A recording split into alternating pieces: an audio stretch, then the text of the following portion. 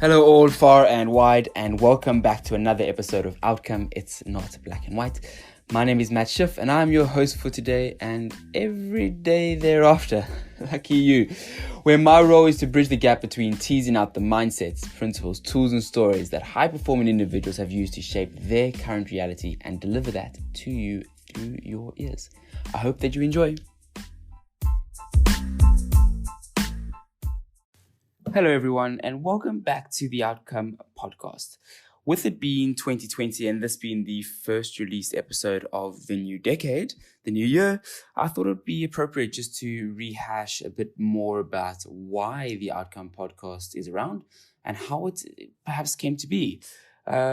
The intention from the very start was to connect with those who were looking to share their expertise with the world, to those that were craving a little bit more out of life, either looking for answers or to simply use another's story as an inspiration, as I have so many times in the past, using podcasts and books and so forth, and conversations in general. I am a true believer that there is something to learn from every person we encounter. And my mission as the podcast host is to bridge that gap and to make those lessons and stories, those experiences more accessible to listeners who would be willing to take something small and tangible out of another's hard work or out of another's perceived challenges. I think there is an element to remember that every person we come across is human and they've had their trials and tribulations. And the idea, again, behind what the podcast is trying to portray is an element of learnership from the people who have committed their lives to efforts in mastering whatever skill they might have been battling with or trying to pursue. And not just learn for the sake of consumption, but to learn in a way that has clear application. And in doing so, setting the context for the people that are on the show to sort of show what their experiences have been like, but to also allow the listeners to take something small away, as I so mentioned. So to begin, I suppose, the start of this decade, joining me in the conversation, I had Alexandria Procter, founder of DigsConnect. And as a little introduction, Alex was born in the Eastern Cape, and she had started DigsConnect during her undergrad at UCT while she was a member of the SRC, the Student Representative Council there. The platform has grown to become Africa's largest student accommodation marketplace. Not only that, but they were awarded one of the top 5 nominations of the most exciting startups in Cape Town in 2019. They've also listed tens of thousands of beds across South Africa since its launch in 2018. Other than work on DigsConnect, Alex is active in politics, a member of Mensa, which is the largest and oldest high IQ society in the world. It is essentially a non-profit organization open to people who score at the 98th percentile or higher on a standardized supervised IQ or other approved intelligence test. She's in the pursuit of her PPL, which is philosophy, politics and law, as well as in the early stages of producing a mini-series. Whilst her hands are full with work, Alex has had a fair amount of experience, having seen and been to over 35 countries. During our conversation, we unpack a bit more of her experiences in life up to now, her young 25 years worth of being around, but also the experience that she's had and her team have ventured through with DigsConnect, from some of the craziest marketing endeavors I think I've ever come across to the accolades which they have collected up to this point. It is made for one fascinating conversation. I hope that you enjoy.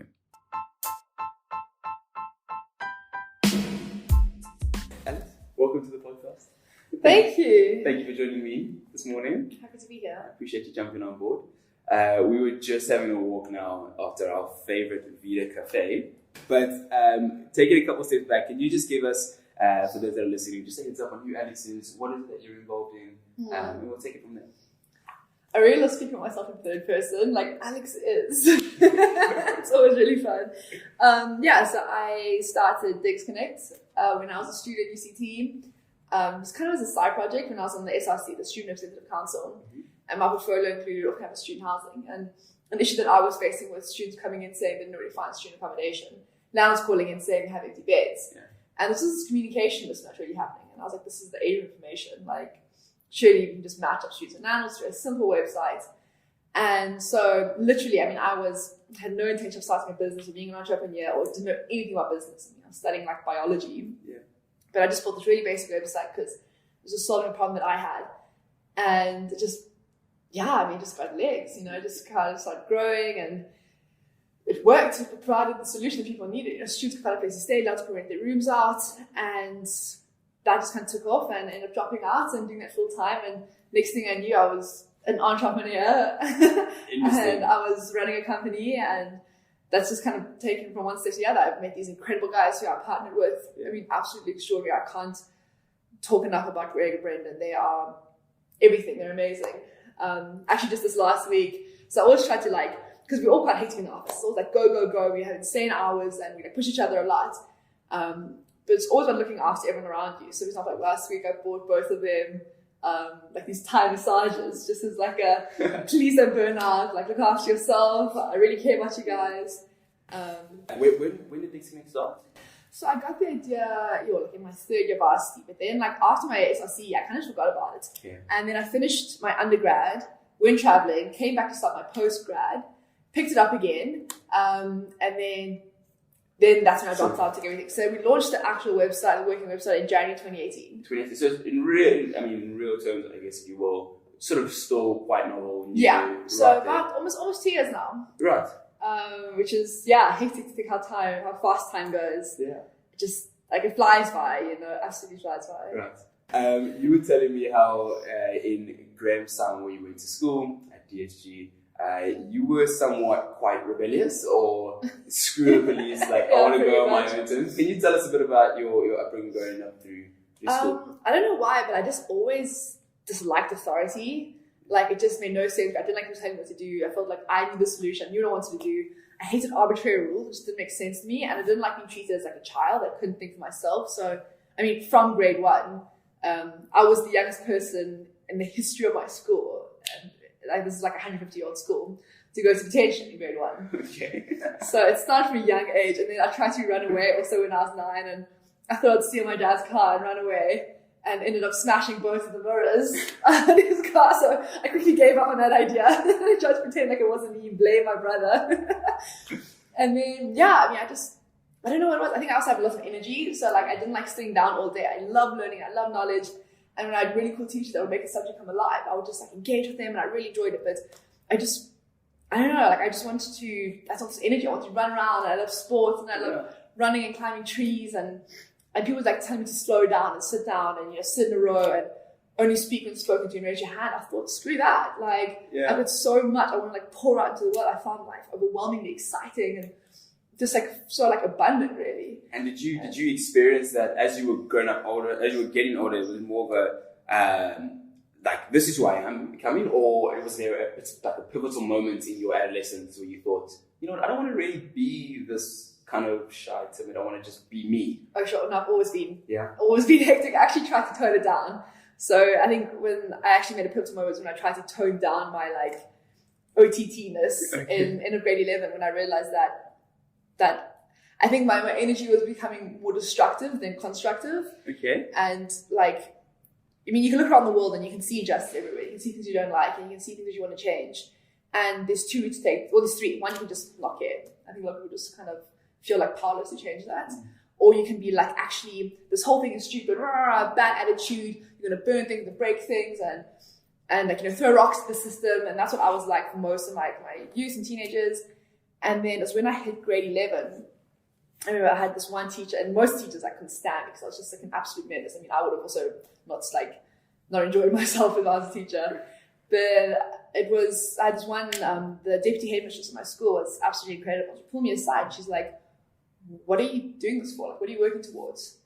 And I was like, well, it's so ridiculous. This whole system is absolute bullshit, and it's really unfair, and there's injustice, and there's inequality in the world, and there's all these problems. And I was in this huge feminist rampage, and I was very much into communism, and I was just rah. And she's like, do you think anyone's going to listen to you if you just stand on shouting at them? enables you to say this? Like what kind of like what authority, like not authority do you have, but like what kind of expertise do you have? Like why should people listen to you when you say things if you're just gonna like what have you done to prove yourself in a way? And it gave me a lot to think about. And I kind of like it was a big like pivotal moment. I thought a lot about that, and I changed a lot of my behavior from being like destructive to rather being like actually if you want to change the system, you have to do it from the inside. I mean, you can stand outside the building and throw rocks at it, or you can kind of like see how the system works, conform to that, and like work within those bounds, then create like change like that.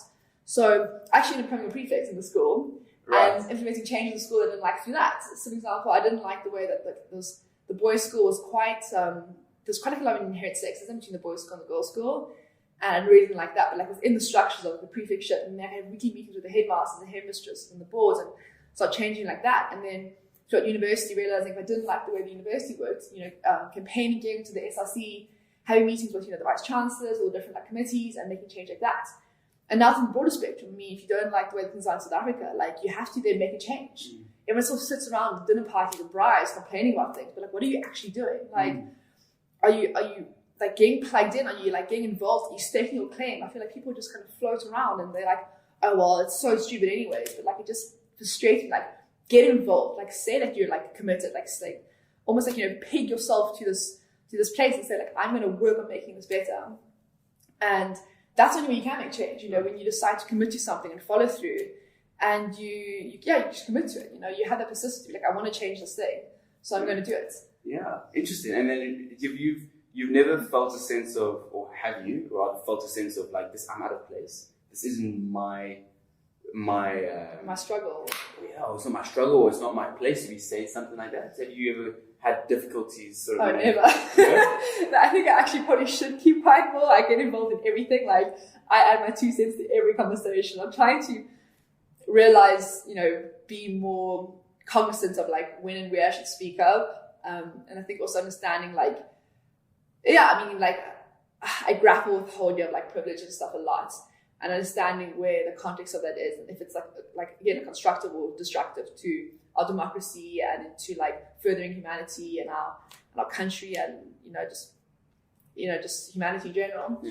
But no, I think that opinions are valid. I think as long as you thought through it and you've like kind of considered it and you sort of add in your opinion in a way that is helpful. You're not kind of like, I don't know, I hate virtual signaling. You're not kind of like tearing other people down or you're not making ad hominem attacks. You actually are looking at the situation, or an argument, whatever it is, and you're being like thoughtful about it, considered about it, and you're doing a bit like research for evidence, and then kind of getting involved. And you just ask some questions. You don't actually have to go in there.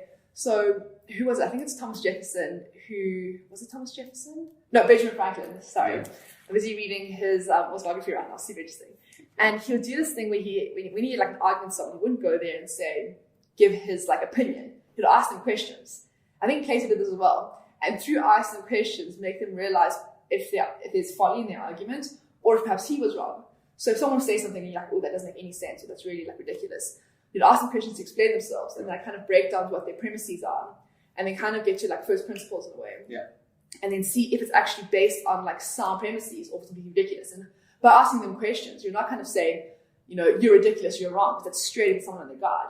You're kind of making them like think for themselves and realize why they believe these things. And I think it's a really great way to break down stereotypes, to break down discrimination.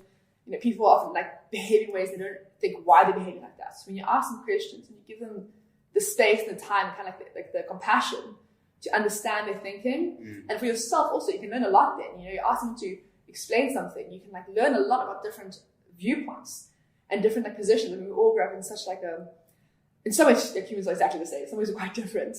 And everyone grows up in very like different contexts, and to understand what context shape their opinions. Right. And I've come to realize that everyone is fairly reasonable. I mean, if you were put in the context of any other person and you had those same forces, the same social pressures, that same like, parents and upbringing and friendship circle, whatever it is, same schooling, you're probably in the same situation. We're so quick to judge other people without understanding why they do what they do. I mean, empathy goes a long way. Yeah, I could not agree more. And I think that's a big reason as to like how the podcast came around as well. A lot of my friends, my family too also say that you never really have a normal conversation with me, because I'm always one asking certain questions or deeper questions. I'm always like, why do you think that way? Let's unpack this. Where does it go? I sort of sit there with a notepad and be like, how does this make you really feel? And it becomes a bit tedious, I must admit, but it's also, maybe it's a default setting that I have and one that you've sort of grown up with. I'm feeling a sense of similarity where it's like, the default setting for me, and we backtrack, is that I perhaps don't know the answer all the time. And I'm curious, but I'm not sure how to place myself in that space. So I think, well, if I ask certain questions, then hopefully it will align to something that I know something about, and then I'll be able to contribute in whatever way to the conversation. Absolutely. But I couldn't agree more. In order to sort of understand a particular situation without necessarily putting yourself at fault or putting the other person at disease, it's like you're able to really treat the space part safely. And help us engage. Let's figure out, what does this actually mean? How do you really feel about it? And depending on the generation, depending on the context, depending on what the relationship is like with that person, I think it makes a massive difference to the type of conversation. Definitely. To actually communicate then. Yeah. It's tough because I'm naturally very aggressive. Right. I'm like almost hyper aggressive. I'm just super high energy. I should go. And it's like that saying that, like, you want to go fast, go alone. If you want to go far, go together. And I'll always be like, on my own mission, I'm going to do it. Everyone else is like, way too slow. You're thinking too slow. You're not getting it right. Like, if you can't do it, I'm going to do it. And I take on everyone's work. And I found really hard to delegate and actually grow a team that was, reaching their potential, because I just I didn't do something I liked. I just do it myself. And it is the worst possible way to do anything. It's the worst possible way to grow a successful company. If you're just being aggressive, you're just kind of thinking like you're better and you're faster and not really listening to anyone else.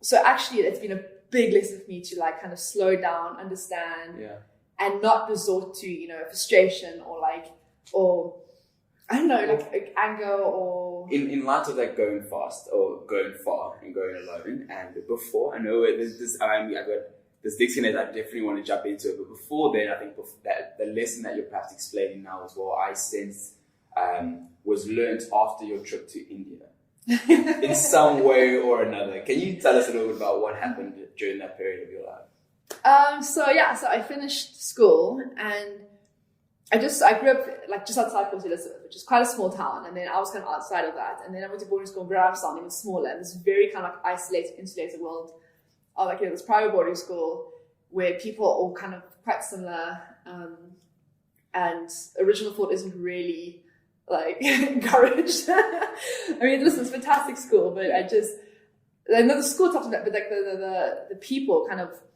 all teenagers have like an insane like pressure to conform. And I just didn't like that very much. And so when I finished school, I was like, Mom and Dad, I'm going to go find myself in India, which is probably the most like overused statements like in the world. Pray, love. I'll figure it out. It's okay. I'm going to go find myself in India, Mom and Dad. Like, see you later. And they're like, that is a terrible idea. Like, do not do that. Like, you need to go to university. And I actually had a scholarship to go to Rhodes. And they were like, you just don't do that. My parents are very practical. We actually call my dad Practical Pete because his name is Peter, because he's just the most practical guy you've ever met. And he's like, that'd be ridiculous. You need to go like get an education. And I was like, no, I'm going to go find myself.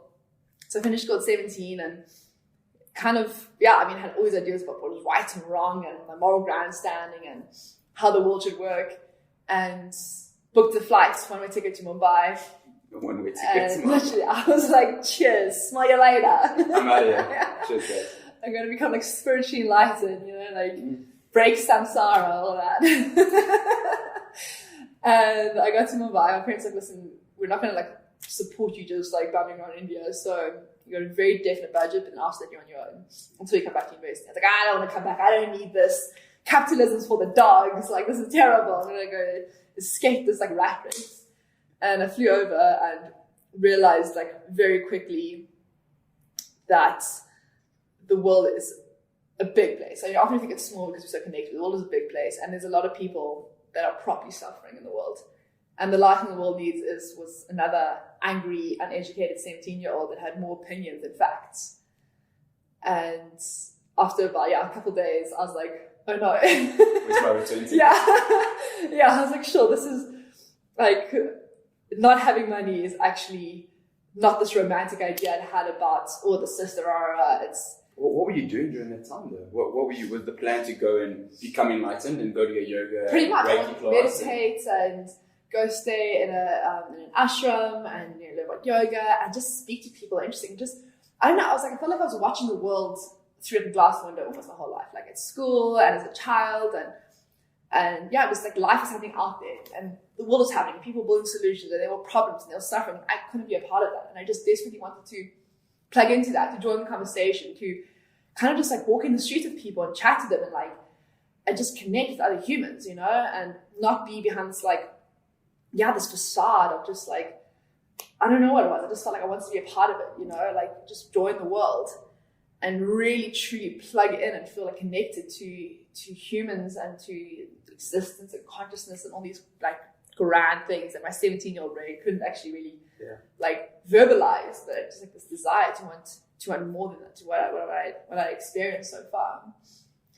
And I realized that I still kind of obviously like I still want that. Sure. But I realized that the way I was going about it just wasn't the same thing as I had in grade 11. The way I was going about it wasn't very constructive. Where, I backpacked around the world. I ended up going through India and then China and Southeast Asia and South America, and I was in California for a bit. Awesome. And I would work in youth hostels and I'd hitchhike and I kind of make my way around. And some days I just like literally walk through cities. I mean, when I was in Buenos Aires, I just walk through the city for like days and just speak to people and read a lot of books. And I met incredible people. When I was in India, for example, I met this old woman on a train who invited me to come stay with her. And then she was like, oh, well, actually my cousin's driving to Udaipur tomorrow, so get a lift. And it's awesome. Yeah, you kind of just figure it out and you just chat to people and you realize you're breaking down these like stereotypes, you're breaking down these like ideas about humanity, about the world, and actually like experiencing it and trying to see with like, because I mean, you see everything through this full of our own psychology. You know, I think that communication happens in 3 parts. There's what you want to say, how you actually say it, and how someone understands it. And try to get to like, real communication with another human being and real understanding. It's very interesting. I mean, I remember I listened to a podcast a little while ago, very Tim Ferriss, he was talking to, I forget the guy's name, I need to do a bit of research on this one, but back when he was traveling, and he's now the guest that was on some show, also runs on a podcast, but he treats it a lot of his travel, the lessons learned through his traveling. And he traveled for like 20 years by himself. Sure. His idea was to just go and it just rampage. And momentum gained, off he went. And he's, a lot of his experiences were very similar to what you're saying now. So not only breaking down stereotypes and, perceived stereotypes and all sorts of things.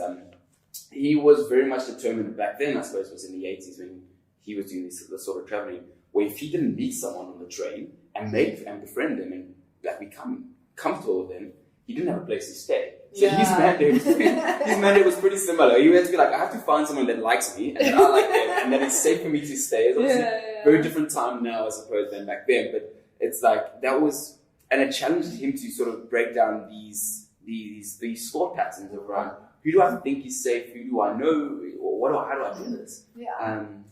And I remember during my years in studies, there was a lecturer whom I can't remember his name, but he used to lecture a lot on a philosophy, if you will, called intrapathy. Okay. So sympathy is obviously you're feeling sorry.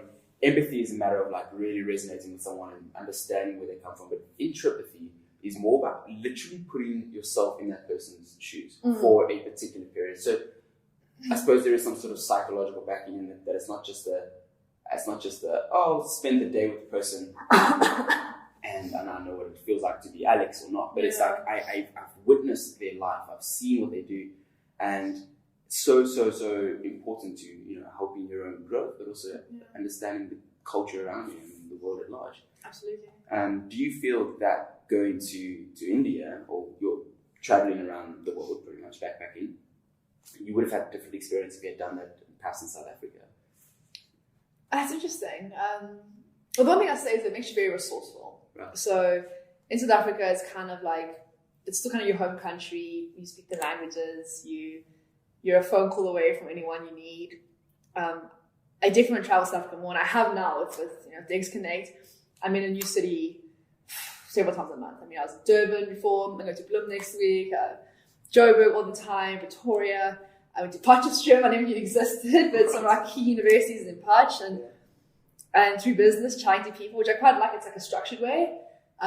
So I do travel through stuff, and obviously different context, but I'm glad I do this because when I was traveling before, with just the sake of getting away, I did start feeling a bit vapid. So I enjoy, like I said, the resourcefulness thing was very big, and that's, I think, become a huge like part of my life now, is being very resourceful and realizing that in any context there's always a solution. Always, you just need to like think on your feet a bit and use the tools at your disposal, and you can kind of like get out of any fix. But yeah, I kind of was just, after a few months I realized, I was just looking at temples or going to museums, and I love a museum, but like it just wasn't meaningful. One thing we said just now earlier was that like creating is probably, I think it might be like the meaning of life, is like creating and adding value to the world. And if you look back over your life, the things that I'm most proud of, things that actually like created and kind of like gave to our society, gave to humanity. So if it's building a business, if it's creating art or writing or creating a podcast, and it's some material or it's some kind of experience or it's a product that humans can engage with, that adds value to the world, that helps someone. It's incredibly meaningful. It's incredibly what's the word when it's not beneficial? It's very rewarding. It's incredibly rewarding, and like life is like obscenely short almost, and you want to look back and be like, I did something that was extraordinary. There was one saying I really liked, it says, "Do not leave Earth without having done something extraordinary for humanity." Yeah, I love that. Yeah, and it just kind of like puts it all in context. You realize just making your time as valuable to humanity as possible. Like, there's a very high possibility that all we really have is each other as like conscious beings in this like massive universe. Of course, there's like Fermi's paradox, like why isn't there alien life? But like, as far as all we have is other human beings, and that's just like every single like reason why we should do everything we can to like help each other and like love each other and work together and just do like incredible stuff. I think all the time about like the only impetus to any solution is just people thinking about it. You need people, like the right people in a room that are like motivated and inspired to solve a problem. They will solve it. And I just think about, sorry, I always like clap my hands and make all these crazy noises. It's okay. But I always think about like how much waste consciousness there is when people are stuck in situations where they are in pain or stuck in poverty, or they're stuck in these contexts where they actually can't realize their full potential. You think about the millions of people that live in poverty situations where they're not being educated, people stuck in refugee camps, and like the human consciousness is the most extraordinary thing. And I think harnessed correctly, in the case where people are cared for, they're educated, they're healthy, they've got housing, they feel like stable and safe, and they're safe enough now to create. Imagine we just had all the refugees in the world weren't like stuck in these horrible refugee camps, but instead were like cared for, were educated, and like they were thinking about curing cancer. They're educated enough or they're thinking about creating a base on Mars, or they're thinking about renewable energy. If we had 1,000 people just thinking about a problem, you would solve that. And we have all this. We have these people. We got almost 9 billion people, and that's amazing. Like I think that you think about like thermodynamics. There's a set amount of energy in the universe at any one time. No energy has been created or removed, and so energy is kind of basically matter.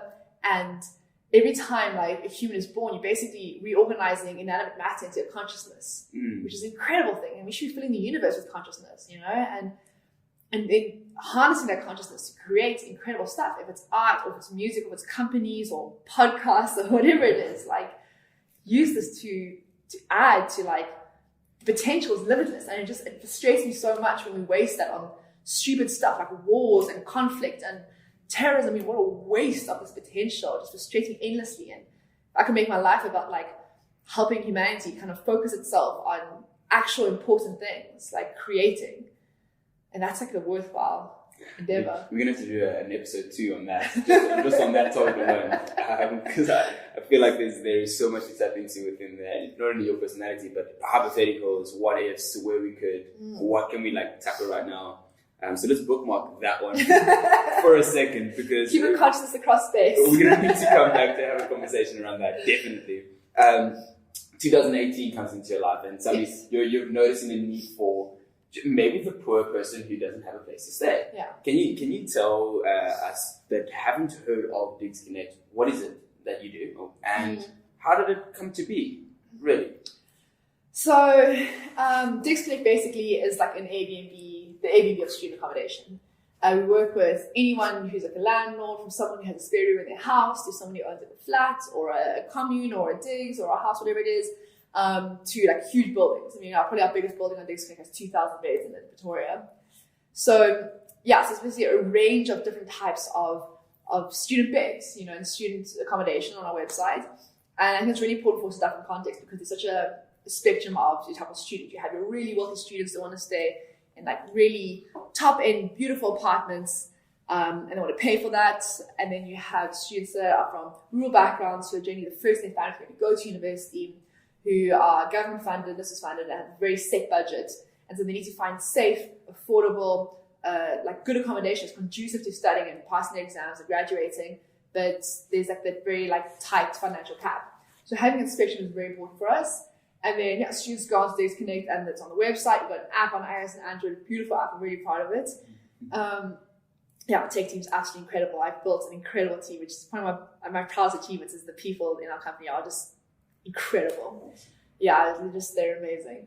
And you go on there and you can filter for student accommodation, just find a place to stay, and then you match up landlords, match up the students. And on both sides of value added, that students can now find a place to stay. This whole idea of students being homeless or students sleeping in lecture theatres should be no more DigsConnect. You can go on there, and we have 68,000 beds on our platform. We're growing every day. Awesome. And you can just go on there, and just find a place to stay. You can find a roommate. And then for landlords, the incredible thing is that for your big companies, you know, it's great for the economy to have these big companies that are like developing the land, that are, you look at like inner city Joburg right now, there's a lot of like movement happening right there with development. They're trying to revitalize the city centre, because you know, it's a bit like hectic down there. So how can they pump money into that area, get the economy booming, build like the student precinct, make it buzzing, make it cool. Like Brown right now is undergoing a big transformation. It's really exciting. And students generally are like the forerunners of changing almost like a rundown neighborhood, making it vibrant, making it cool, trendy, because then you have like little coffee shops will pop up, or your cool shops, or you know, restaurants, and it just becomes like it starts buzzing, you know, it kind of brings it to life. And that's what this country needs, is like kind of these economies that are feeling revitalized again. Yeah. But then right down to your private landlord. Like we have this one man, this amazing landlady in Cape Town, and she had 2 spare rooms in her house, and she's a single mom, and yeah, she had these 2 spare rooms, and she rented them on DigsConnect. She filled them up, and this was last year. And then she made enough money from that. Now she bought a second house just to rent on DigsConnect, and she's now quit her job, and she's like, I can spend time with my kids, and I can like be at home, which I'm so happy about. But I can start building up this like property empire almost, you know, through DigsConnect, and make money through that. And the exciting thing, as we've seen around the universities we work with and the colleges, is that's kind of creating these like economic ecosystems. We have this flow of money where, you know, South Africans who have mortgages to pay, and you know, obviously money's tight in our country, but you have homeowners that have mortgages to pay, and homeowners that have bills to pay can now start bringing money in. And the great thing, our students can stay in these beautiful homes, they're cared for, kind of like a home away from home, and it just, every side is like winning. And then for the universities and the colleges, the great thing is that they don't have to now spend money, resources on building residences, because we're saying we can actually unlock tens of thousands of beds across the country. So you don't have to have these huge grand projects which always run late and cost more than you plan. And you know, as a university, you're there to educate your students and do research. You shouldn't be worrying about like housing. So we can use that then for the university, and we provide all this data on, you know, how much students are paying, how to plan your bus routes better, how to plan security routes better. Because you can see, for example, the suburbs is a big hotspot for students. And really like unlocking this data and bringing student accommodation to the 21st century, saying that like, let's plan better, let's stop wasting money. And especially talking about, you know, the government grants that go to students, that like, let's actually like use this data to see what is the most effective way to spend money to help students actually graduate, cross the finish line, get a job, and just like, you know, uplift the country. Yeah. And man, that's amazing. I've got a couple of questions I want to touch on, especially what you're talking about now in terms of perhaps finding your audience, between the kind of students, how they come across a DigsConnect platform versus like, who do you take on? Landlord, residents, block of apartments kind of thing. So there's a question I want to ask in that, but feel free to please approve or disprove this. I might have heard it, it's a rumor or not, in a bit of research that I was doing around DigsConnect, is that at some stage, I think within Stellenbosch University, you guys were throwing money off a roof. Can you explain or elaborate a little bit further? So we have, we've done some pretty out there marketing. So our brand is, you know, we're young and we're vibrant and we're a bit outrageous. We push the bounds. In this very building, we did a marketing campaign where we gave our toilet paper that said DigsConnect, we're not full of shit. Okay. Branded toilet paper. and we had to ship in like 10,000 rolls from China, and we put it all over the city. So we do things like that all the time. And actually, at UCT, at Stellenbosch, we had a carnival at Stellenbosch. We had people on stilt walkers going through the Neil Sea. Okay. So, but that was another marketing event. So what we did at UCT is we got 10,000 Rand in 10 Rand notes, and we stapled our flyers to it, and we went to Jammie Plaza, and we just threw it out. 10,000 Rand in 10 Rand notes. I don't know if you've seen the videos, but it was wild. I'm pretty sure it was wild, because we planned the whole thing. Like, I think our marketing is like very successful. Like, we get really good ROI on it. Myself and Greg sit together, we just sort of plan these activations, and we just have a lot of fun with it. You know, we just think we're a student brand. We want to do something that students will really resonate with. Often brands get it so wrong with marketing. They kind of will go pump in these crazy budgets. I mean, like millions of rands into doing these like boring campaigns that no one cares about. People are like, God, this is so like expected or repetitive or dull. Like, I don't engage this brand saying, buy this soap or whatever lame thing it is. It's like, how can we do something that really is like a banger? That people will be like, oh my word, I can't believe DigsConnect did this. These guys are just like so out there. They are insane. I mean, the kind of people talk about for years to come. And so we're sitting around and we're just like, instead of like doing lame things like putting up posts and stuff, which you do anyways, but like let's do something really, really out there. That's like the idea for the 10,000 Rand. And funnily enough, actually getting 10,000 Rand 10 notes is really hard because banks don't carry cash anymore. So we had to call in like several F&B branches, and people were like shocked. They're like, why do you need 10,000 Rand 10 Rand notes? And eventually went to like the regional F&B guy, had to call a thing from like head office in Joburg to get the money like especially trucked in just for us. And we're still walking these huge like bags of money, like handcuffed to your wrist. Literally, yeah. I was like, oh my word. And then we planned the whole thing before then. So, I mean, we didn't want to just get there and have like 3 people standing around being like, oh, like cool story, mate. So we planned the whole thing with like influencers and like Instagram pages. And I mean, I think what the big thing was that News24 ended up picking up on it. I think through one of our influencers, whatever. And then it just exploded. So the day leading up to it, there were like these packs of students roaming campus because we were going to make the announcement at 10 to 12 and then do the money job at 12. So we were like, as myself, Brayden and Greg, and we were like, so even now talking about it, I actually feel nervous again. It was so hectic. And we were wearing a DigsConnect t-shirt with like the jersey over so people would recognize us. And then literally at 10 minutes to 12, we're like, Jammie Plaza, the money job's going to be there. So we like ran now, we took our jackets off, you could see the DigsConnect branding. And next thing we had, I'm not joking, maybe like 4,000 students running after us, chasing us through Jammie Plaza. We get to Plaza and it is just packed. And you don't see the pictures, but there were thousands of students there. Some came for the money, some came for the show, some were just pulling about like the gravity of this crowd. And we get there, and I'm the shortest out of Greg and Brandon. So everyone looks at me and starts gunning for me, and I was like, oh my word, like I could get taken out. Were you like swamped by humans? So I started like running and like sprinting and throwing out, trying to get away, but people would just go for me. And that's like a rugby tackle, right? Like Nas Bertha style, I was like getting taken out. Like, it was hectic. I don't like rugby, I don't like getting involved. I literally felt like being in a mob. So then I just like chucked it and started running for my life. I was like, this is hectic. So it wasn't like on the top of a building where you were just like hand over fist pushing out money, being like, here we go, everyone, like a gun, like Wolf of Wall Street type thing. We'll think of getting like the money going, so it's so hilarious. But we didn't want to be in there, the crowd, in case it got too hectic. Sure. So kind of tried to manage it the best we could. We didn't even get hurt, obviously. Like we had medics on site, we had security on site. That's crazy. Just to make sure that it'll be fine. Like we did plan the whole thing out. Like it wasn't just like a silly, like let's throw money out. Like we planned everything in advance with the university so no one get hurt. And no one did get hurt. And yeah, this was crazy. We had the whole thing was like live stream on Instagram. We had photographers there, and people were just like they're speaking about it for months. Yeah, you know? They still are. Yeah, they still are. We did our fundraising round. We're going to investors, and they're like, "You guys are the fuckers that threw 10,000 Rand off a building at UCT," and we're like, "That's us." Yeah. I mean, I think it was like mentioned in news articles in like France and in China and all over. I mean, now that leads into my next question. Now, how is it that you're coming up with these sort of creative marketing ideas? Still to the Neil C or so our T-Rex run we did. Yeah, exactly. And the toilet paper, I never heard of that. I think that's hilarious. I should have bought a roll for you actually. I love that. I would have missed it. Just kept it there. I've got to. I'll send it to you. They're so funny. People love those. What is your process like? Is it just one night at the end of a long day sitting there with a coffee number 7 being like, let's think of something cool to do next month? I think it's like never ending. I mean, like I found with Greg and Brendan and I, like we just are this like team. We just work so well together. So Brendan's CTO, so like with tech ideas, he and I will sit there and chat about new features we want to build, or like, you sit with your mates and you're like, wouldn't it be cool if you could do this thing? Like, you think of the problems you're facing in your life. You're like, I really hate this thing. Wouldn't it be cool if this thing existed? And then we actually just do it.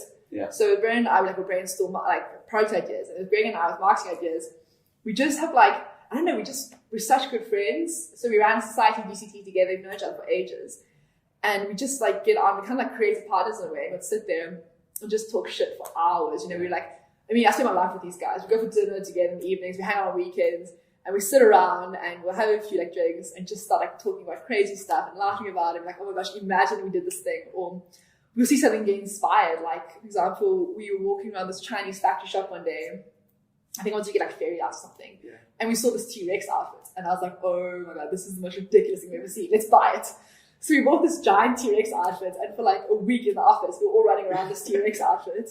The one with the giant head. Yes, that's the one. And then I was like, wouldn't it be hilarious if we had like 1,000 T-Rexes running across UCT? Like, just imagine how stupid that would be. And Greg's like, we probably can't afford 1,000, but let's get 100. So we shipped in 100 T-Rex outfits from China, and we had the students running across Wits campus actually in these T-Rex outfits, and it was just like hilarious, That's so funny. We just, like, we think also about like what makes sense, like now as we've kind of matured from this like scrappy little startup 3 kids working on to an actual company, we have to think about how to actually get good ROI on our spend. Also because it's not our money anymore, it's our investors' money. So there's more of like a responsibility there. So what we do now for marketing, for example, is we kind of do very targeted marketing. So we do like building launches. We work with property funds, we do this a lot. Now property funds will reach out to us saying that, listen, we want to build student accommodation. We have this massive like project going on right now, and they really want to fill beds, and they haven't got a brand yet. And they reach out to us and say, how can we get students interested in our new building in, let's say, like in Hatfield, Victoria? So we'll sit there, it will be like, what is cool? What do students want? And then we will plan, like, think a few ideas we'll like put together, if it's going to be an activation, or we're going to do like a party. We had a sushi party at one place, or an influencer tour, so people go there like Big Brother style, and they take like their phones, they live stream it, or we're going to do like a salon-a-thon, or we just sit there, a salon-a-thon. So we get people doing like weaves and braids, and that's amazing. We just like, what is cool? Like, what I want to see. What would I actually engage with on social media or in the news? Like, what would I want to read about? And that's to the birthdays is almost it's actually so simple, quote unquote, where it's like, it's practical. You put yourself in the shoes of the student and you're like, what's fun? Like, what am I interested in? How am I going to hear about this? And if I know that this is the company that is like leading the way with it, why wouldn't I want to get involved in it? And I think it's just, I don't know, I generate ideas all the time. I think maybe it's because like I'm just never ending energy. You're in the shower, or you're driving to work, or you're going for a run. And I mean, I probably look crazy. I'm like talking to myself, like through ideas I have, or I'm just like laughing hysterically by myself, like on the promenade or something, like a maniac. So I thought of a really funny idea for a marketing campaign, or a really cool idea for a new feature. And the first thing I do is whip my phone out and have like a little chat with Brendan and Greg and be like, oh my gosh, guys, imagine this thing. And most of the time they're like, that's terrible, we're never doing that. But every now and again they're like, okay, that's a good one, let's run with that, Which touches on like the next point I want to ask you now. A big part of what I try to do with the outcome is so that people are hearing these conversations, they're like, cool, I like that idea. I like the fact that you know everyone has a phone on it, they'll put it out, they jot down ideas to a WhatsApp group on Evernote or whatever, just to store it. But is there a particular place where you guys have all of these ideas, if it's happening so often, that do you put it somewhere and park it and say, okay, this will be January, this will be March, this will be the end of the year? Or does it kind of just happen that when it feels so right? Because, I mean, the two main parts, I suppose, of planning, the company's got loads of parts. Of course, you've got product, you've got tech, you've got marketing, ops, business development, sales, HR, like a million things. But the two things that require the most planning, I say, is that product, of course. So we have a big, we use Airtable. It's a really amazing tool. And then we have an internal CRM that we've built. And then we jot down all ideas on there, and then we just plan them out according to the season. So of course, student accommodation runs from generally February to November. And so right now it's a busy period when people are looking for accommodation, lounge are renting out their places. And so we build our features in accordance with that. And then obviously how long it takes to roll out, where we have capacity with our tech team. So is it more back-end heavy, is it more front-end heavy, is it app heavy, whatever it is. And then we plan that out, and that's generally out. I mean, our feature roadmap is maybe like 6 months. So that just takes time to build tech. And with marketing, generally, I think we just actually have like a Google Doc. We just throw down ideas, and then we see basically what a good time is for, because obviously we plan around if people are writing exams, is it more of a digital strategy, is it more like an on-campus activation? We have a combination of group chats with us, and we have Google Docs, and we have Airtable, and it's actually kind of all over the place right now. I think one of the interesting things about having a startup is you go from just being a couple of friends doing something to now like kind of set structure in place. And we've actually had this incredible guy lately, and he's really good at like processes and structures and procedures, and comes from a corporate background, so he's really good at this kind of stuff. And realize it's actually so important for us to have that. And I think what Steve Jobs actually said, that you hire people for their genius. You don't tell them what to do, you let them tell you what to do. And we really rely on him to kind of like teach us actually how to like formalize and structure, get procedures in place. And we used to scoff at procedure and it's so corporate and bureaucracy. Actually, like as you get to a bigger company, you need it. You need those structures. You need to follow like process, because otherwise it just becomes like you're just shooting off this stuff into like the universe. It's actually going anywhere. So sort of focusing the energy, making sure everyone's on the same track, working towards the same thing, pulling in the same direction. Structures actually help a lot. Has there been any particular difficulties or failures or hard times where you, at the end of the experience, thought to myself, never again are we going down that road, let's change it? Or was it a book that you picked up at some stage and you're like, I've never thought of this, let's start implementing and give it a go? I guess the question is, has there been any other experiences that have like changed the way you run operations at DigsConnect, or has there been any sort of resources that have aided you into where you are now? A big thing is that actually I got a mentor when I first started, like ages ago. As a personal mentor, or was a business mentor? Business mentor. Yeah, and he would meet up like every second week, and he'd just give me like loads of books to read, and we would sort of chat through like the problems I'm facing, and he'd be like, okay, cool, this week I want you to read 0 to 1. Next week I want you to read Modern Monopolies. Next week I want you to read Venture Deals. So learning everything I could about running a company. Like there's a lot of things you have to like learn, and I never had any formal business training. So learning about basic HR stuff, learning about how venture deals work, how to do a discounted cash flow, learning basic like sort of technical skills. So like I had to learn just enough sort of HTML, CSS, a bit of JavaScript. I learned a bit of like how databases work, so I can actually have an intelligible conversation with our developers. There's incredible literature out there. So just dive into the subject, literature, read everything you can. There's incredible podcasts out there. There's Masters of Scale, and there's a great one.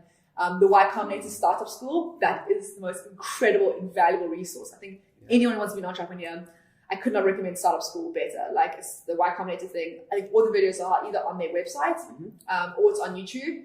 Watch all of those like a million times. Like I actually have the podcast and I re-listen to them when I'm driving to work every day. And my business partner and I chat about all the time, and the ideas.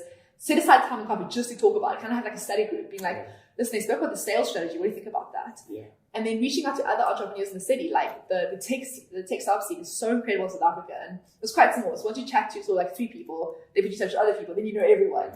And I reach out to other young CEOs and be like, I'm actually really struggling right now with this one issue. Like I don't know how to deal with like recruiting, or I don't know how to deal with ops or whatever it is. And people are incredible. They'll be like, oh, well, actually, I found this book really helped me, and here's a copy of it. Or I actually found that this thing really helped me. So don't be afraid to ask for help. And not even for this like startup CEOs, reaching out to even like big sort of like your formal corporate CEOs. Like people are actually like, we have the most incredible like culture of business in this country. I think we should prioritize everything just because our business like scene is amazing. Like, we have world-class businessmen and women in this country that are extraordinary. I think building a big company in quite a hard economy just shows like an insane amount of resilience. It's kind of like learning to swim in like choppy waters. You just become or learning to sail. You kind of become a better sailor then. And I think building a company in South Africa, you learn how to build in quite a hostile condition sometimes. And reaching out to these like CEOs or businessmen and women, or whatever your speciality, CMO or COO or CFO, whatever it is, what you want to learn more about. And just saying to them, like, how did you do this thing? Or I'm struggling with this thing. Or can I get advice here?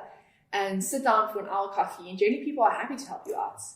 Like, that's been the amazing thing I found, is that, like, actually everyone has been incredible. Like, I could not have got to this point if it wasn't for the support of other business people in this country, other, tech founders, CEOs, incubators that just chat to you, And I think as long as you're willing to learn, you're willing to listen, and you go there. That's why my mentor has been incredible. Like, it's just like, you have to be willing to listen. If you disagree with me, be willing to listen, really take my advice on board. And if you disagree, come back with a considered argument why you disagree. Don't just say, oh, it's stupid, I'm not going to do it. Yeah. And just, like, I think just keep trying, and as long as you just don't give up, you'll figure it out. Figure that out. Okay, yeah, it's super interesting. I went to the Startup Grind event on Wednesday, this past Wednesday now, with Sandra's Puri, who's also the director there, and his wife, Lilimba, was on the Fire Chat conversation for the day, and it was fantastic to hear her background and her story coming up, growing up in Zambia, and her sort of experiences in life. And she's now part of a VC group, or part of a venture firm, if you will, where she was talking. The pitch itself that night was about what are investors looking for, and what are the kind of questions or quirks or things that they want to hear. And for entrepreneurs and startups, what are the things that you should be considering? Obviously, starting with your why, how are you going to make money back, and there's a variety of other points to consider along the way there. But a lot of what she was saying is always like, number one, don't be afraid to be vulnerable, and don't be afraid to ask. Yeah. Reaching out and saying, I don't know, but being open to receive that information in one way or another, whether you're going to debate it or just take it to heart and do some research, is often the very first step. But number one, like, people also want to see a track record. They want to see how much you've tried. Yeah, exactly. They want to see, like, where did you fail and how did you recover? Absolutely. Who your team is. How did you surround yourself? Why did you select these people? Yeah. And like, one of the things that was so profound to me is that people say you want to do this alone, or you want to.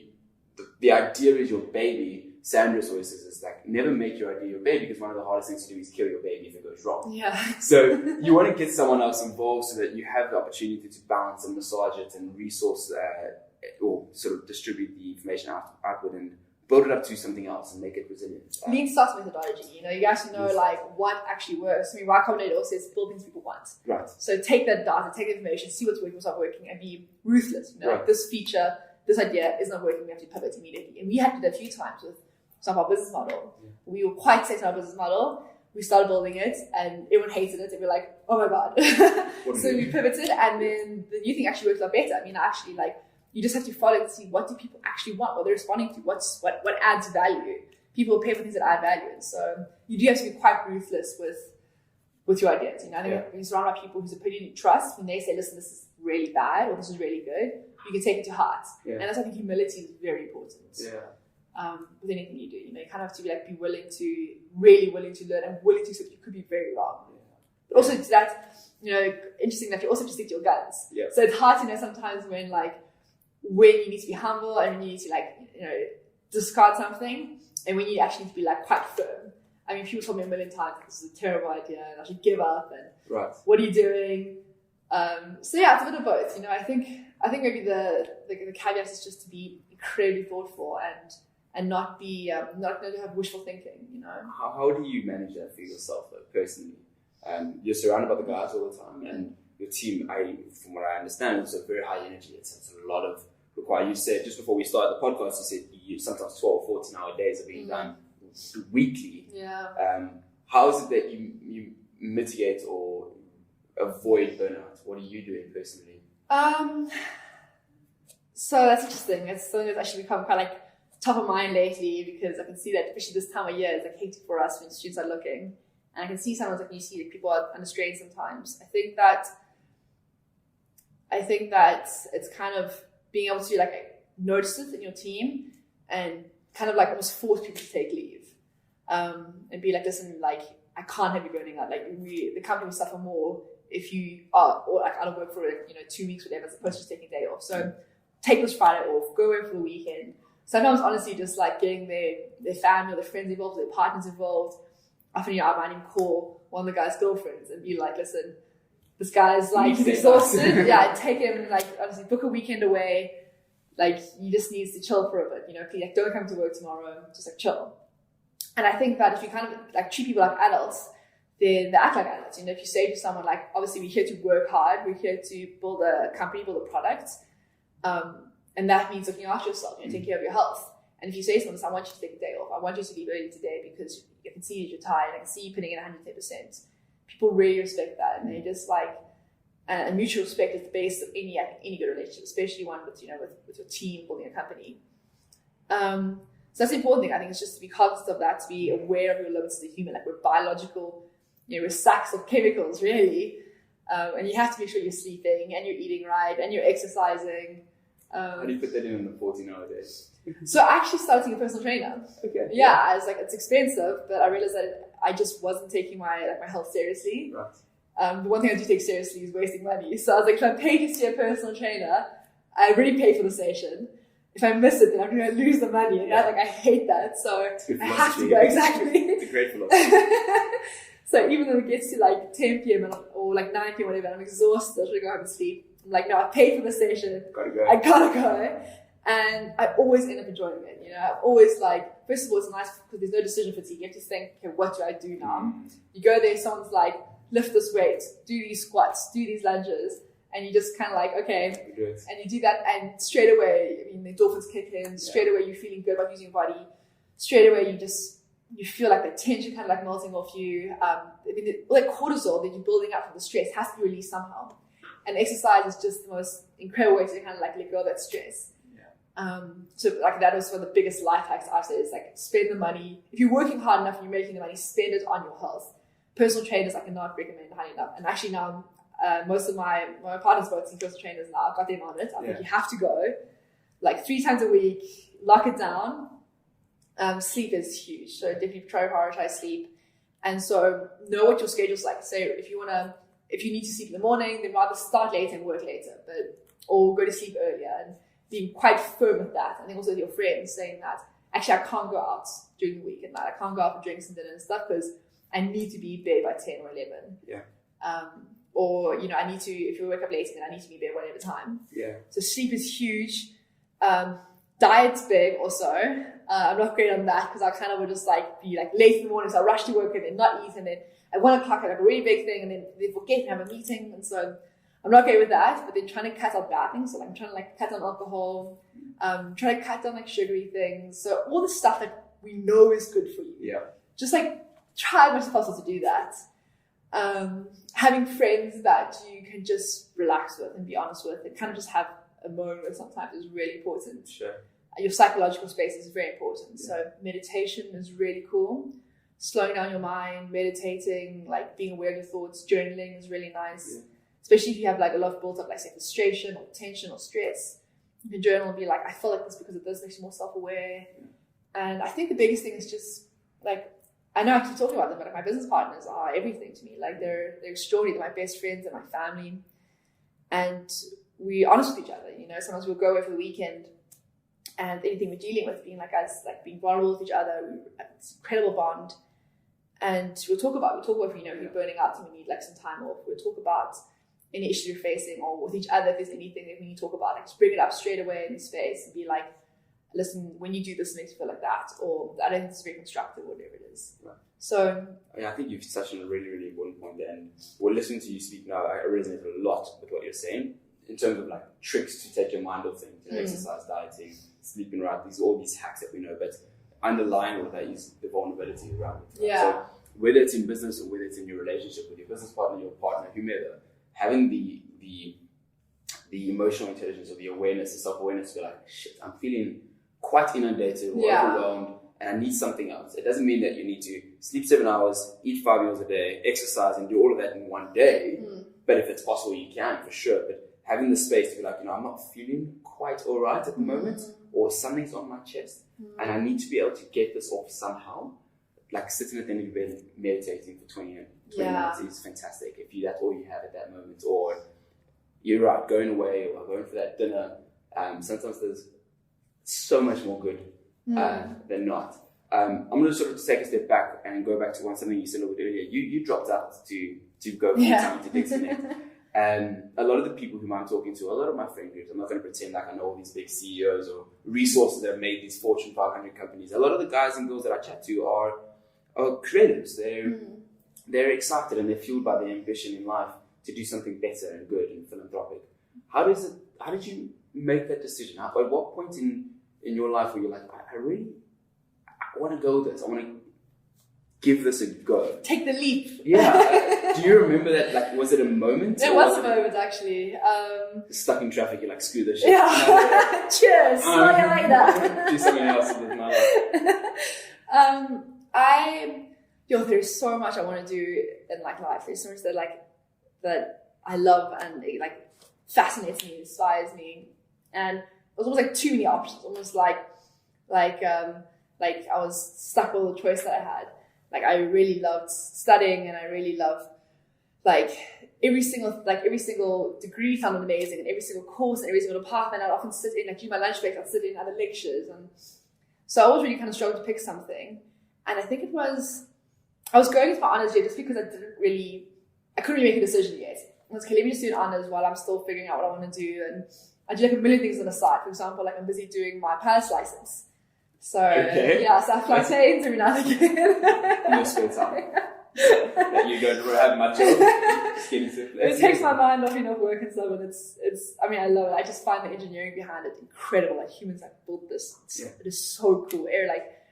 Just like aviation is like a huge passion of mine. Awesome. When I start my rocket company, and like I'm trying to produce films at the moment. So I'm like working on a film right now, or writing and stuff. And so there's so many things that I was passionate about. And so I was doing my honours just because I couldn't make a decision. And I was doing something, started picking up on the side, and I was like, this is kind of cool. It's like a little side project, but I never saw it being my main thing. Like side bay. And then I was actually chatting to my student advisor who we got on really well. He was so cool. I mean, he was just like an extraordinary lecturer, like very switched on, passionate about what he did, his field, and he just was like a mentor to me when I was studying. And I wanted to work on a project with him while I was studying. I wanted to kind of redesign the first year syllabus because I love being really involved. So redesign the first year syllabus, or build this kind of project with him, or work on a research thing, and then try a project or a film, and then maybe think of selling it to National Geographic or something. And I was talking about DigsConnect and how excited I was about it, and he's like, this university's not going anywhere, and honours isn't going anywhere, but you start this project and you're really passionate about it. And to be honest, I don't think you're ever going to be an academic. You're not that great at academics, right. But I think you'll make a really good entrepreneur. And I was like, what's an entrepreneur? I've never heard of this word before. What do you mean? And I was like, I don't know anything about business. He's like, yeah, but you find people who do know anything about business. Yeah. And I'm like, but I'm not that good at tech. I mean, I can build a basic website. I'm not, I can't build a complicated system. And he's like, you'll find people that can. And I was like, but how do I even start? He's like, just start. Yeah. And he was actually the one who made it seem like a possibility, which is the first thing. First, you have to consider that's even possible. I didn't even think it was a possibility to run my own company. And then people could just do that. I thought you had to I don't know how people end up running companies. I never considered it. And he made me think that it's possible, in the first place. And I was like, oh, this is a cool idea. And then did some research, and that's when I was like, you're right. It does make me feel, it's so exciting. And so you're building something yourself, and I just kind of fell into something that made me feel so alive, building a company. And I was like, it feels right. It feels like the right thing to do. It's kind of when you meet someone and you have that instant connection, it just feels like the right thing to do.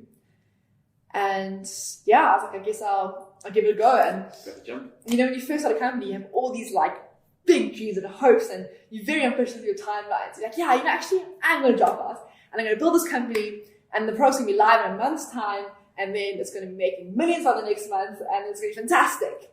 So I dropped out and tried to launch the website, and it failed miserably the first time. I was like, oh my God, what have I done? It's too late to go back to university. And I mean, it wasn't you decided and it's smooth sailing. I thought 1,000 times, what have I done? This is a terrible mistake. I mean, my parents also were like, what are you doing? This is a terrible mistake. And all my friends were like, what are you doing? And I mean, I didn't know what I was doing. I had a little hot desk at the Woodstock Exchange. Yeah. And I sat there every day in front of my laptop just being like, oh my God, what do I do? I know this is a cool idea, but what's the right thing to do? How do I market this? How do I get people excited about it? How do I build trust? How do I build a better platform? How do I learn how to build a platform? How do I make money off this? How does any of this work? I had no idea, and I was doing it all myself in those early days. So I was just like, oh my gosh. And I mean, 1,000 times I wanted to give up. I mean, I'd get to work every day at my little desk, and by 2 p.m. I was pretty much in tears and ready to give up. And I would give up in about an hour. And then I go sit downstairs and think through, like, what else would I be doing if not this? Like what else? Like, I don't know, I think that life is, like I keep saying, life is so short, and the chance to do something really meaningful is actually quite rare. Right. And I was like, I don't know, in the grander scheme of things, what actually matters? You decide what matters. And I was like, it's worth my time. It's worth doing something like this because there is value here. There is something that's like meaningful and meaty and cool. Yeah.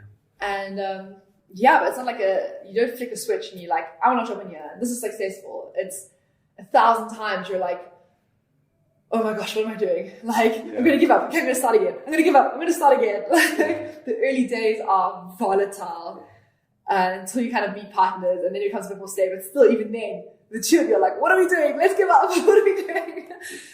And it's only when you start getting traction. And I remember the first time we had our first organic listing, and we were just like, we've made it. We're in the big leagues. And the first time someone paid us, they paid us 50 Rand for a top ad, and we were just like, billionaires, like we've made it, we're in the big league. I think we even like went out for like a drink after that. And then obviously we're making a lot more than that now, which is cool. But it's a process. If I may, so I'm going to make for a recording. I'm just going to pause this real quick, so I'm just going to see the edit. I really need to run to the bathroom. Cool. I've just noticed that the building we're sitting in at the moment currently has some sort of renovations going on in the background. So if you hear some hacking away or some saws going on, please excuse that. I'll try my best to edit that in the audio. Alex, I've got a couple of last questions for you. And just having a conversation now around how quickly things have happened for you and DigsConnect. And 2018 was just last year. We're on the cusp of 2020. But what has that experience been like? From making that leap to where you guys are now, meeting the investors, traveling around South Africa, over 68,000 beds listed. Yeah. That's incredible. What is that? It's kind of like a snowball rolling down like a slope. Like it gets momentum, and the bigger it gets, the bigger it gets. It really is like kind of that hockey stick type thing where when you first start, it is like difficult. I mean, now with hindsight, you look back and I can be like, oh, it was so quick, and there's been this incredible success with building a platform and this amazing team that we have, and adding the value here and helping all the students. I mean, I go to meetings and sometimes I walk around campuses and students talk about DigsConnect, how they found accommodation and how to help them, and it's incredible. But yeah, I think hindsight you can look back and see, but at the time, all you know is your presence. And so I think back to we just started and we had to basically cold call every single landlord to list, and people had never heard of DigsConnect. They're like, what are you? Who are you? How'd you get my number? Go away. And marketing on campuses, putting posters up, and I remember I used to go to UCT and put little flyers underneath all the windscreen wipers on cars, walking around in the sun for hours with kilograms of posters. Not very glamorous. Think cold calls, not very glamorous. You kind of just, I think it's you have to start somewhere, and you just see what's working. You go with that. So we just knew that students need to find a place to stay, and providing a platform gave them that, and just kind of following the path of almost least resistance in a way and see what works and pivoting accordingly. But it's actually crazy looking back and how you just had to level up the whole time. So I mean, a part is now speaking about just the other day, all the things we've learned. And where you had to grow as a person, learning about, the biggest thing for me has been how to manage a team and how to kind of, I think managing a company is kind of almost like being a parent. You have to put yourself second. It's not about you anymore, it's about everyone else. Your role becomes how can you support the team, how can you bring out the best in them, how can you help them achieve their career goals and their dreams. And put yourself second. That's been a huge learning lesson, a lesson for me is how to do that, or effectively. And each of us have different roles. Brendan is CTO, Greg is CEO, and how they can kind of learn more about their roles, upskill like that, and in terms of the practical stuff, the tech skills or the different tools, marketing tools, or how to raise money. I mean, that's a very particular it's a set of knowledge. You just have to learn how to do creating a pitch deck, whatever it is, to running, doing the financials and the accounting, all that kind of stuff. To the soft skills, So you just kind of have to learn. You have to get better. If you don't, then the company fails, and that's that. So you have to just upskill. You have to be better. My last few questions to you then is, you have gained a lot of experience in the last 2 years, I would say, and having a mentor involved is, I think, really, really important. It appeals to me. I love to have that sort of direct contact and support figure who is business oriented, especially if you had to recommend one book or one podcast or one. You obviously mentioned Y Combinator's startup school. You mentioned Masters of Scale podcast. Is there anything else that you would recommend for someone who's looking to make that leap of faith or is in the early stages of their startup that they could refer to help them in that process? I think that, networking is cool. Speaking to other entrepreneurs is amazing. There's always meetups happening around the city. There's one I went to the other actually, it was really cool. It was called Indie Hackers. Yeah. And that's cool. Going to these events, chatting to people, but I think the best thing is just to do it. Like, there is no replacement for experience. It is like the mother of education. Just like doing it, and you will fuck up, you will fail, you'll mess up. I mean, sometimes I think about the money that we've wasted through mistakes. God, it makes me like want to scream internally thinking about money wasted through mistakes we've made, or time wasted through building features that just never worked, like months of development.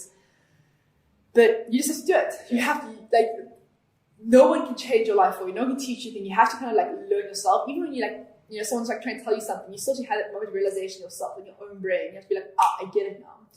And nothing will drive that message home more than when you learn the lesson yourself, when you have suffered a little, when you have messed up, when it really cost you. You're like, oh my word, I cannot believe I did that. But then you don't do it again ever. Yeah. So you just have to do it. Honestly, you just have to do it. And the most important thing then is knowing that you'll make mistakes, have the persistence to see through that. I think the most important thing I'll say for success is just persistence is so important. Do not ever give up. I mean, technically you can't actually fail, if you don't stop trying. Yeah. If you're always trying, I mean, this whole classic story of Thomas Edison, the light bulb. You just keep trying. It's 2,000 ways how not to make a light bulb. So you just have to keep trying. Give yourself the time. It took me longer than I thought. Like I said, I thought in 2 weeks and I have a working website, and 2 weeks later we'll be millionaires. And it's not at all the case, even yesterday we had a user calling us because there was something that was broken on the website. And I was like, oh my word, I can't believe we like a button wasn't working or something. And so humility, persistence, and just do it yourself. Getting stuck and thinking, I think this will work. Do a bit of research, do a reading online, speak to some people, but you just have to do it and you have to learn for yourself. And you have to just reflect on your lessons, chat to people about it, but just experience everything you can. Get involved, plug it in, just throw your life into it and give it 110%. Focus is important. Focus on one thing. I think a lot of people, this millennial thing of you're going to be 10 things at once. Yeah. And I think I know maybe people can do that, but I find it's quite hard to do anything well if you're doing a million things. Mm-hmm. Pick 1, 2, 3 max and just do those things really well. And then you learn how to become really good at that thing. And then you can add other stuff on, especially in the early days, obsess over something. I couldn't agree more. There's to sprinkle in my own recommendations in there. I'm sure you've come across it, of course. But to help out with the focus and to help out with that persistence and that grit really is Andrew Duckworth's book. If those who haven't heard it, I definitely recommend having a look at it. I had a read quite some time ago called Grit. Oh, really? About growth mindsets. Obviously, it's fascinating to read through that, which is awesome. And the other one, which is quite a cool life hack, especially if you spend a lot of time on your laptop or your computer, is the Pomodoro effect, I think it's called. Yes. Which is our tech team loves the Pomodoro. You can plug it in, obviously, as a little extension, and it acts in 25-minute caps, and you have 25 minutes of super focus, and you have a 5-minute break, and it does it all for you. It blocks certain social media websites as well, which is fantastic if you're a bit of a Facebook impulsive goer. So those are just sort of 2 sprinkle recommendations for those that are listening and are looking for tips and tricks. Also, I think having someone who cracks the whip. So Greg's thing is, I've never met anyone who's Greg is hardcore. Yeah. And he's not afraid to call you out. So if I'm slacking off or he sees me on Instagram, he's like, are you on holiday?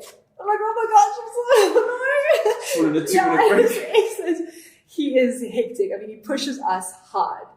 I'm not going to tell you what we call him in the office. It's hectic, but he pushes us. I mean, he cracks the whip, and sometimes I can get really resentful when I'm just exhausted and I just want to have a lunch break. And one day, I was 5 minutes late for work, and he's sending me a pin to office. He's like, "Oh, you lost. Here's the pin." I'm going to send you passive aggressive. But he has been like instrumental to our company's productivity. Like, and Stu says like the reason why we've gotten more done is because we get it done. We don't make excuses. We hold people to account. We've got a very high standard for everyone on our team. But like everyone will accomplish a lot. If you join DigsConnect, you will accomplish a lot. Like we want people to leave. If they hopefully they never leave. But if they do leave, people be like, oh my word, you work at DigsConnect, you must be so competent. You must be so competent, and you deliver results. And that's the important thing: is are you delivering results? And Greg just gets us to do that. I think you need to have it as he's the most perfect COO, operations officer, because he just makes us operating for all of us.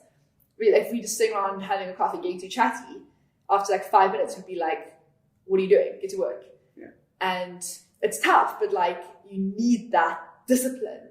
He just cracks the whip. It's incredible, And we do teach others sometimes. For example, like Brendan also, like if I'm, trying to tell guys about my ideas, often I get these really cool ideas and I'll sit there with the front end developers and be like, oh guys, imagine we did this and this and this. And Brendan's like, if it's not on our schedule, it doesn't get done. Yeah. So we have a process. And so that discipline is so important. Yeah. And like calling each other out, not like in a mean way, being like, oh, you're so like terrible, but just being like, we've agreed that we're going to do this. And like your word has to be sacred. And this is what we're doing. Yeah. So. Awesome. Is there a way for those that are listening, students potentially, that would like to get in touch with DigsConnect? How can they do so? What is the best way for them to get involved? With us, so we have a WhatsApp line. That's probably the best way. You can just WhatsApp us. Our numbers on Google, on our website. Pop us a WhatsApp. That goes to like a company phone and it gets forwarded to our support guy. And then I use it sometimes when he's not around. So you can call in that, WhatsApp us on that. Send an email through to hello@digsconnect.com. We've got a contact form on the website. Tweet us, Instagram us, Facebook us. We're everywhere. I mean, we're a millennial company, so I think we're always in people's faces. I think it's like we're too much in people's faces. It's really easy to get hold of us. Yeah, so I'll put all of that up in the show notes as well for those that are really interested into the recording. Thank you.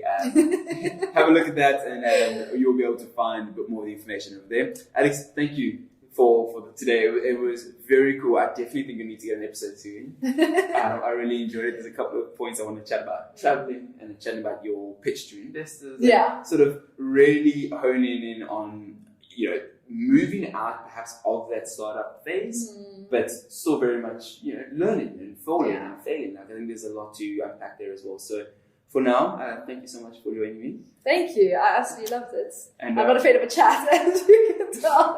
It's been really cool, and we'll catch up soon. Cool. Thank you.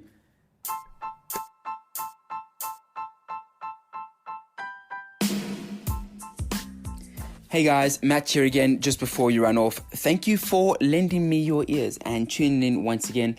I hope that you enjoyed the conversation. And of course, I would love to hear any sort of feedback you might have.